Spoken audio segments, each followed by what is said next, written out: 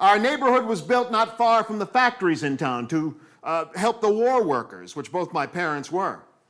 My father was a foreman in a ball bearing plant, and my mother worked in a clock factory that during the war made timing mechanisms for grenades.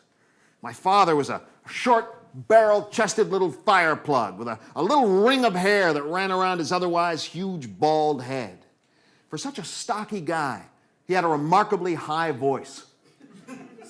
His favorite saying used to be, "That guy's got more money than Carter's got liver pills." What are liver pills? Who's Carter? To make matters worse, he mispronounced almost everything he said. That vegetable garden I told you about, one of the things he grew in it was thyme. Thyme! You know, parsley, sage, rosemary, and thyme! It's a wonder I can speak at all. Now, my mother. The best way to describe my mother, she looked exactly like George Washington. It's true. The Washington you see on a dollar bill or a quarter, dead ringer for my mother. My mother, the father of our country. She had supper on the table every day at 5:30. Supper, not dinner. Dinner was for Thanksgiving, Christmas, and the rich people. Ooh, the rich people. Our neighbors were the Procos on the right and the Callahans on the left. The Procos had a brown house, but the Callahans had an orange house. Orange, creamsicle orange. And even better than that, they had an orange car. Orange! It was one of those late 50s, early 60s aircraft carriers with the big fins and the cat's eye rear tail lights. It looked like an orange Batmobile, and I thought it was the coolest thing ever made. The Callahans were two women.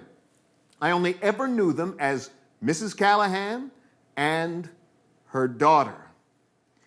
Mrs. Callahan was in her 60s. Her daughter was in her 40s. Mrs. Callahan was a sweet old lady, but I was convinced that her daughter was a monster from hell. To 8-year-old Robbie, who's already afraid of everything, her daughter was this creepy older woman with a red face and bulging eyes who stared at you all the time and screamed everything she said. She scared the hell out of me. And if her daughter, happened to step out the back door of their house, I would hit the ground and crawl along the dirt till I could find a place to hide. And if her daughter, happened to see me, she would point at me and scream. Ah! It was like Invasion of the Body Snatchers. My brother caught me once as I was crawling through the bushes like an escaping prisoner.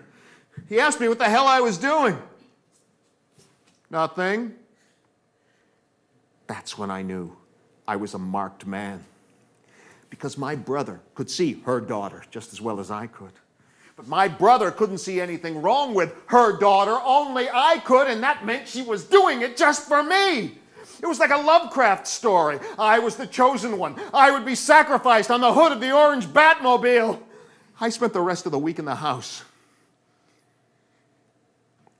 Eventually, her daughter was sent away. I had no idea what that meant, but I had the feeling I was safe, for the time being anyway. In any case, her daughter was gone, and I could breathe easy once more. Or could I? Because on the other side of the house, the Procos had something even cooler than an orange Batmobile, yet even more frightening than her daughter. They had an iguana. An iguana. In Plainville, a rabbit was considered a strange pet. An iguana was off the chart.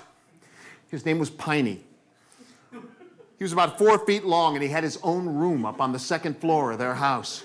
His window faced my window, and he would sit in that window all day, every day, staring at me. Oh, yeah. My brother told me if he ever got loose, he could eat a little kid like me whole. He'd done it before. Great. One more thing to freak me out.